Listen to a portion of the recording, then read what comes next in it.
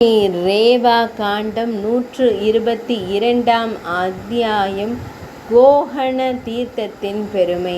ஸ்ரீ மார்க்கண்டேய முனிவர் கூறினார், அதன் பின்னர் அரசனே, கோஹணஸ்வ என்று நன்கு அறியப்பட்டதும் புண்ணியம் அளிக்க வல்லதுமான ஒரு தீர்த்தத்திற்கு செல்ல வேண்டும். அது அனைத்து பாவங்களையும், ஏன் மரணத்தையே கூட அளிக்கும் வல்லமை கொண்டது. முற்காலத்தில் வேதங்களையும் வேதாங்கங்களையும் முழுமையாக கற்று தேர்ந்த ஒரு பிராமணர் தன் மனைவி, மகன்கள், நண்பர்கள் மற்றும் உறவினர்களுடன் அங்கே வசித்து வந்தார். அவர் எப்போதும் தனது கடமைகளை செய்வதிலேயே ஈடுபட்டிருந்தார். யுதிஷ்டிர மன்னர் கூறினார், ஒரு பிராமணரின் கடமைகள் எவை எவை என்பதை எனக்கு முழுமையாக எடுத்துரைப்பீராக. அத்துடன் க்ஷத்ரியர், வைசியர் மற்றும் சூத்திரர் ஆகியோரின் தோற்றம் குறித்தும் எனக்கு விளக்குவீராக. தர்மம், அர்த்தம், காமம் மற்றும் மோட்சம் ஆகிய 4ஐயும் குறித்த சிறந்த வழிமுறைகளை நான் முழுமையாக அறிந்து கொள்ள விரும்புகிறேன். இவற்றை தங்களை தவிர வேறு யாரும் அறிந்திருக்கவில்லை என்பதே எனது உறுதியான கருத்தாகும். ஸ்ரீ மார்க்கண்டேய முனிவர் கூறினார், தேவர்களின் தலைவரான பிரம்மதேவரே அனைத்து உயிரினங்களின் தோற்றத்திற்கும் முதன்மையான மூலமாக போற்றப்படுகிறார்.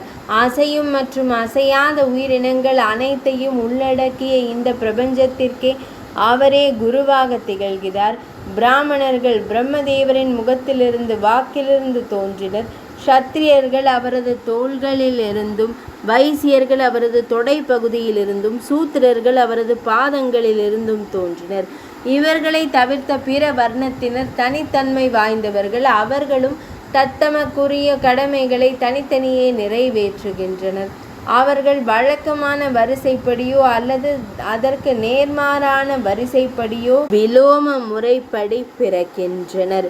சுருதி மற்றும் ஸ்மிருதி நூல்களில் விதிக்கப்பட்டுள்ளவாறு அந்தந்த வர்ணத்தினருக்கான சிறப்பு கடமைகளை நான் இப்போது விரிவாக எடுத்துரைக்கிறேன். அக்கடமைகள் எவ்வித குறையுமின்றி செவ்வனே நிறைவேற்றப்படுமாயின் அவர்கள் அனைவரும் மிக உயர்ந்த குறிக்கோளை, மோட்சத்தை அடைவர். அரசனே, இறை வழிபாட்டு தியானம் ஏதும் செய்யாவிட்டாலும் கூட பக்தி ஸ்ரத்தையுள்ள பிராமணர்களால் இம்மேலான குறிக்கோளை அடைய முடிகிறது.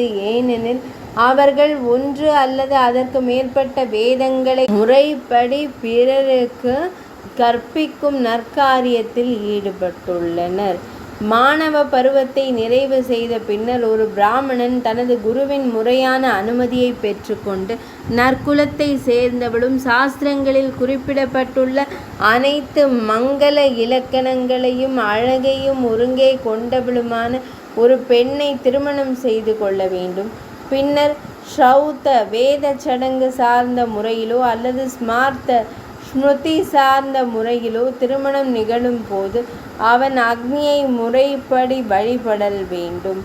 அவன் கபடமும் பேராசையும் அற்றவனாயிருந்து பிரதிக்கிரகம் தானங்களை பெறுதல் வாயிலாக செல்வத்தை சம்பாதிக்க வேண்டும்.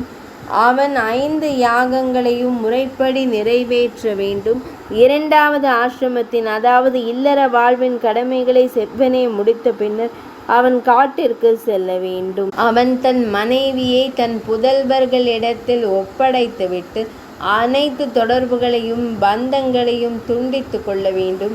அதன் வாயிலாக அவன் தான் விரும்பும் அனைத்து உலகங்களையும் அடைகிறான்.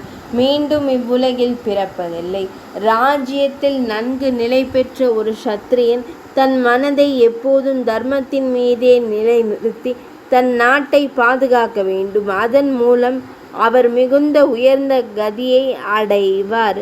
விவசாயம் செய்தலும் கால்நடைகளை வளர்த்தலும் வைசியனின் தர்மம் என்பதில் எந்த ஐயமும் இல்லை. அவனும் வாய்மை, தூய்மை மற்றும் மன அமைதி ஆகிய நற்பண்புகளுடன் திகழ்ந்து சிறந்த ஸ்வர்க்கத்தை அடைகிறான். சூத்திரனுக்கு பரமேஷ்டியால் இறைவனால் தனியானதொரு கடமை எதுவும் விதிக்கப்படவில்லை. அவனுக்கு மந்திரங்களோ சடங்கு சார்ந்த தீட்சைகளோ சாஸ்திர கல்வியோ தேவையில்லை. இலக்கணம் போன்ற கலைகளை முறைப்படி பயிலவோ தேவதைகளுக்கு சிறப்பு வழிபாடுகள் செய்யவோ அவனுக்கு அவசியமில்லை. அவன் இரவும் பகலும் தான் பிறந்த போது இருந்த அதே நிலையை இயல்பான நிலையிலேயே தொடர்ந்து இருக்க வேண்டும். சுயம்புவான இறைவனால் ஆதியில் படைக்கப்பட்ட அனைத்து வர்ணத்தாருக்கும் உரிய தர்மம் இதுவே ஆகும். இம்மூன்று வர்ணத்தாரும் மந்திரங்கள் சார்ந்த சடங்கு முறைகளால் சிறப்பாக சிறப்பிக்கப்பட்டுள்ளனர். இம்மூன்று வர்ணத்தாரும் த்விஜாதி இருபிறப்பாளர்கள் என்று அழைக்கப்படுகின்றனர். எவனொருவன் இம்மூன்று வர்ணத்தாரின் கருத்துக்களையும் அறிவுரைகளையும் புறக்கணித்து கட்டுப்பாடற்ற வாழ்க்கையை வாழ்கிறானோ அவன் இறந்த பிறகு 4 கால்கள் கொண்ட நன்றி உள்ள பிறவி என்றழைக்கப்படும் பிறப்பாக பிறக்கிறான். அவனுக்கு விதமான ஆன்மீக உயர்வும் கிடைப்பதில்லை. அம்மூன்று வர்ணத்தாரின் பணிகளையும் கட்டளைகளையும் இவன் புறக்கணிக்கலாகாது. அவர்களின் கருத்துக்களையும் அறிவுரைகளையும் நினைவில் கொண்டு பின்பற்றுவதன் மூலம் இவன் நற்பெயரை பெறுகிறான். தன் கடமையில் உறுதியாக இருப்பவனாகவும் ஸ்வர்க்கத்தை அடைய தகுதி உடையவனாகவும் திகழ்கிறான். இப்போது மேலே குறிப்பிடப்பட்டவனும் அனைத்து நற்பண்புகளும் வாய்க்க பெற்றவனுமான அந்த பிராமணன் அவ்விடத்தில் வாழ்ந்து வந்தான். பரதகுல தோன்றலே, அப்போது அவன் கொல்வாயாக கொல்வாயாக ஹனஸ்வ ஹனஸ்வ என்று ஒலிக்கும் சொற்களை கேட்டான். உடனே அவன் மேலேயும் கீழேயும் தன்னை சுற்றிலும் என எல்லா திசைகளிலும் நோக்கினான். அச்சத்தால் நடுங்கினவனாய் அவன் எடுத்து வைத்த ஒவ்வொரு அடியிலும் தடுமாறினான். எருமை மீது சவாரி செய்து கொண்டும் கைகளில் விலங்குகள் கரங்களில் ஆயுதங்கள் மற்றும் பயங்கரமான பாச கயிறுகளை ஏந்தி கொண்டும் வந்த ஒரு மனிதனை அவன் நேருக்கு நேர் சந்தித்தான். அவன் கரிய மை குவியலை போன்ற ஒளியுடன் திகழ்ந்தான். அவன் கருப்பு நிற ஆடைகளை அணிந்திருந்தான். அனைத்து இலக்கண குறிகளும் அமைய பெற்ற அவனுக்கு சிவந்த விழிகளும் நீண்ட கரங்களும் இருந்தன. அவன் வருவதை கண்ட அந்த அந்தணன் தன் கவனத்தை அகமுகப்படுத்தி மகா சதருத்ரியம் போன்ற மந்திரங்களை மனதிற்குள் ஜபிக்கத் தொடங்கினான். அப்போது அனைத்தையும் ஆளும் பரம்பொருளான யமதர்மன், அந்தணனே, நான் அனைத்து உயிரினங்களையும் ஆளும் யமனாவேன். பாக்கியசாலியே, எவராலும் ஊடுருவ இயலாத வலிமை கொண்ட அந்த ருத்ர ஜபத்தை, ருத்ர மந்திர உச்சாடனத்தை நீ நிறுத்திவிடு. அப்போதுதான் என்னால் உன்னை கால பாசத்தால் கால கயிற்றால் எவ்வித துன்பமும் இன்றி பிணைக்க இயலும் என்று கூறினான். அவன் வாயிலிருந்து வெளிவந்த அந்த இரக்கமற்ற சொற்களை கேட்டதும் ரசிகர்களாலேயே யமனின் பிடியில் சிக்கிய பிராமணர் மிகுந்த அச்சம் கொண்டு தப்பி ஓடினார். அனைத்து சேவகர்களும் யமனுடன் சேர்ந்து அவர் சென்ற வழியை பின்தொடர்ந்து பிராமணரிடம் நிற்பாய் நிற்பாய் என்று கூறினர். ஆனால் அவர் தொடர்ந்து ஓடினார். இந்த அவசர ஓட்டத்தால் அவர் களைத்து போய், ஐயகோ, தீய எண்ணம் கொண்டவர்களால் நான் தாக்கப்பட்டு விட்டேன். உம்மிடம் அடைக்கலம் தேடுபவர்களை தமக்கு விருப்பமானவர்களாக கருதும் மகாதேவரே, என்னை காப்பாற்றுவீராக, என்னை காப்பாற்றுவீராக என்று கதறினார். இப்படி கூறிய பின் அவர் தரையில் பணிந்து பரதனின் வழி தோன்றலே லிங்கத்தை இறுக்கமாக தழுவினார்.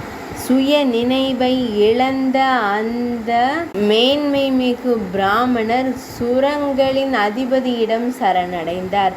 அவர் தரையில் வீழ்ந்து கிடப்பதை கண்ட தேவர்களின் தலைவனான மகேஸ்வரனால் ஹூம் என்ற ஹூங்காரத்தை எழுப்பி, உன்னை கொல்ல துணிபவர் யார், அஞ்சாதே என்றார்.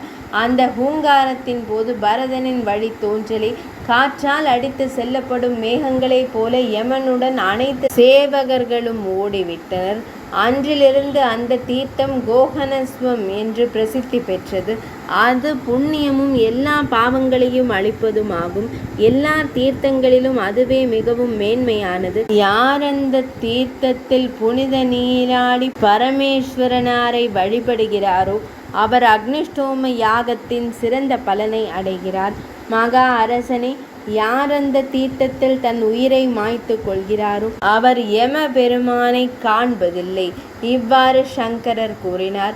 மேன்மை மிகு அரசே, பக்தன் தீயில் பிரவேசித்தோ அல்லது நீரில் மூழ்கியோ தன்னை மாய்த்து கொள்ளலாம். அதன் மூலம் அவன் 300 கல்பங்களுக்கு அக்னிலோகத்தில் வாசம் அடைகிறான். அல்லது அவன் விரும்பும் வரை வருணலோகத்தில் வாசம் செய்துவிட்டு இவ்வுலகிற்கு திரும்பலாம். அதன் பின்னர் அவன் பெரும் செல்வத்திற்கு அதிபதியாக ஆவது அவனது விதியாகும். 122ஆம் அத்தியாயம் இனிதே நிறைவடைந்தது.